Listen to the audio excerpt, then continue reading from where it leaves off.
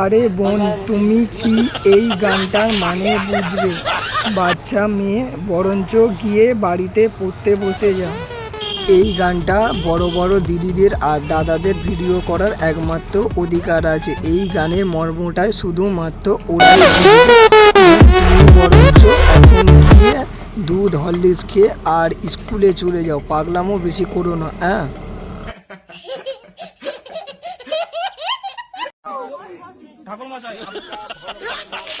আমার লাইফে আমি বোধহয় এরকম বিয়েবাড়ি অনুষ্ঠান দেখিনি, এই সবে সর্বপ্রথম দেখলাম। বলছি দিদি, আপনাদের বিয়েবাড়িতে কি নেতাজি সুভাষচন্দ্র বসু কি এসে গিয়ে কি বনভোজন করতে চেয়েছিল? না তো কিছু বুঝলাম না। নেতাজি সুভাষচন্দ্র যেটাই আছে সেটাই থাক। আপনারা বিয়েবাড়ি অনুষ্ঠান পালন করছেন, করেন না। শুধু শুধু কেন নেতাজি সুভাষচন্দ্র বসুকে অপমান করার কী দরকার? এইটা একটা বিয়েবাড়ি হচ্ছে না ছেলে খেলা হচ্ছে। সংবিধানও মনে হচ্ছে পাল্টে গেছে যত সম্ভব। এইখানটা যত সম্ভব পুলিশি ব্যবস্থা নেওয়া অতিরিক্ত দরকার আছে। বুঝে নাও আপনারা এবার। বাহ দিদি, বাহ, খুব ভালো হচ্ছে, আপনি চালিয়ে যান। আপনার ডান্স দেখে শিব আর পার্বতী বোধহয় আপনাদের বাড়ির কাছেই চলে আসবে। আপনাদের একটু লজ্জা হলো না যে কোথায় গিয়ে ভিডিও করতে হয়? এই কলি যুগেতে কিছু ভিউজ কামানোর নামে আপনারা বোধহয় সব কিছুটাই ভুলে গিয়েছেন। আপনাদের একটু মনে রাখা দরকার। প্লিজ আমাকে ক্ষমা করে দাও, প্লিজ। तुमसे मिले दिल में उठा दर्द करारा। পূজার জায়গাতেও ও ধর্ম জায়গাতেও গিয়ে তার ভেতরেতে রিলস। আপনার মাথা বলতে আর কিছু নেই, সম্পূর্ণ নষ্ট হয়ে গেছে। আগে গিয়ে ডাক্তার বাবুর কাছে গিয়ে ব্রেনের ডাক্তার দেখান। আমরা পূজা লাইনের পর ঘন্টার পর লাইনে দাঁড়াই পূজা দেবে বলে, আর আপনি ওইখানটা রিলস বানিয়ে যাচ্ছেন। মাত্র 20 টাকায় মঙ্গলসূত্র, তাও আবার খাঁটি সোনার। আরে ভাই, শুধু মঙ্গলসূত্র বলেই নয়, এখনো আমাদের এই কলি যুগেতে 100%-এর মধ্যে 1 ভাগ এখনো সেই সনাতন ধর্মর মানুষই আমাদের চোখে পড়ে। কিছু ভালো মানুষ আছেই বলেই তাই সম্পূর্ণ এই কলি যুগটা কিছুটা অংশ বেঁচে আছে। আর যদি সেই সত্যিকারের প্রিয় ভালো মানুষ নাই থাকতো এই কলি যুগেতে, কবেই বোধহয় পৃথিবী ধ্বংস হয়ে যেত। রাষ্ট্রপতি দ্বারা পুরস্কারপ্রাপ্ত দুঃখু মাঝি। রাষ্ট্রপতি দ্বারা পুরস্কৃত হয়েছিল দুঃখু মাঝি।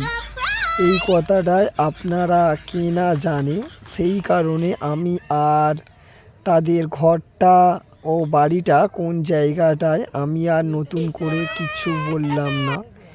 এই কলিযুগের অবস্থাতে দুঃখু মাঝির কেমন জীবনযাত্রা কাটছেন আপনারা কি একবার খোঁজ নিয়ে দেখেছেন? দেখে নিন সেই রাষ্ট্রপতির সঙ্গে দুঃখু মাঝির চিত্র ও পিকচার। বর্তমানে রাষ্ট্রপতি পুরস্কার পাওয়ার একটাই কারণ, দুঃখু মাঝি গাছ লাগান প্রাণ বাঁচান, অর্থাৎ অতিরিক্ত পরিমাণেতে গাছ লাগাতো। তাই সেই দুঃখু মাঝির এখন অতিরিক্ত পরিবেশ খারাপ অবস্থা, অর্থাৎ নুন আনতে বাংলা কথাই হলো পান্তা ফুরিয়ে যায়। অবশ্য যেইটা ভালো করে একটু বসবাস করবে সেই ঘরও নেই, অর্থাৎ বৃষ্টির মধ্যে অতি কষ্টে জীবনযাপন করছে যেখানটাই অর্থাৎ বসবাস করছে। সরকারও কি এইগুলো চোখে দেখতে পায় না? এই বছর কেউ দুর্গাপুজোয় চাঁদা দেবেন না, ক্লিয়ার কথা। দুর্গাপুজোয় 25 পয়সা চাঁদা এই বছর দেবে সরকার। বাঙালিদের একটু পুজো মণ্ডপেতে টাকা দিলে কিছু কিছু কাটপিস চুতিয়া ক্যালানে বাঙালি আছে, এদের একটু পিছনে লেগে যায় আর চাঁদা দেবে না। আরে তুই কোনোদিন নিজে হাতে পুজো করেছিস? তাই তুই কি করে জানবি বাঙালিদের একটি মাত্র পুজোতে কত কোটি কোটি টাকা খরচা হয়? সামান্য কি সরকার 1,10,000 টাকার মতন দিচ্ছে, এতে খুব আমাদের ভালোই হচ্ছে। তার উপরে তুই এসে ডাইরেক্ট ভিডিও করে বলছিস কেউ চাঁদা দেবে না। আবে শালা, নিজে হাতে ইনকাম করে খাওয়া শেখ, তারপরে অপরকে জ্ঞান দিতে আসবি। আগে বাজেট সম্পর্কে জান, তারপরে এই লোকদেরকে বোঝাতে আসবি বাঙালিরা আজকাল বোকা নেই, তোর অন্তত জানা নেই, তুই এইটা জেনে যা। করেন তারা কেউ চাঁদা দেবেন না, ক্লিয়ার কথা। এই 45,000 ক্লাবের আন্ডারে যারা আছেন কেউ চাঁদা দেবেন না। সাধারণ অসম্ভব, অসম্ভব, অসম্ভব। সব কটাতে একভাবে কথা বলার একটা সীমা আছে। আগে নিজেদের একটা বাড়িতে ছোটোখাটো পুজো করে দেখ, দুর্গা পুজো বলো, যে কোনো পুজো বলো, একটু লোকজনকে খাওয়া, একটা অনুষ্ঠান দিয়ে তারপরে বোঝ কত টাকা খরচা লাগে, তারপরে বাঙালি পুজো নিয়ে বলতে আসবি। कितना प्यारा बच्चा है, कुछ बोलना चाहेंगे? এই কলি যুগেতে এখনও অনেক কিছু আমাদের দেখার বাকি আছে। এইটা অথচ দেখার কিছু নেই। এইটাকে বলে অর্থাৎ পুনর্জন্ম।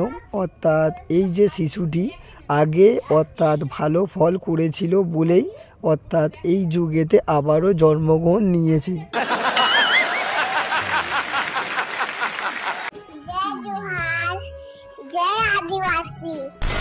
বিশেষ করে এই যারা পুনর্জন্ম নিয়ে থাকে তাদের অনেক কিছু স্মৃতিশক্তি মনে থাকে। অর্থাৎ এদের ঈশ্বর এমন কিছু দিয়ে দেয়, তারা সঙ্গে সঙ্গে কথা বলতে পারে বা তাদের কোনো লাইফ হিস্ট্রিটা তুলে ধরতে পারে। সেই কারণে এইটা অর্থাৎ নতুন করে দেখার কিছু নেই। এইটা অর্থাৎ কলি যুগে থেকে অর্থাৎ সনাতন ধর্মের মানুষ বলুন বা যে কোনো ধর্মের মানুষ বলুন, এটা সবাই জেনে আছে।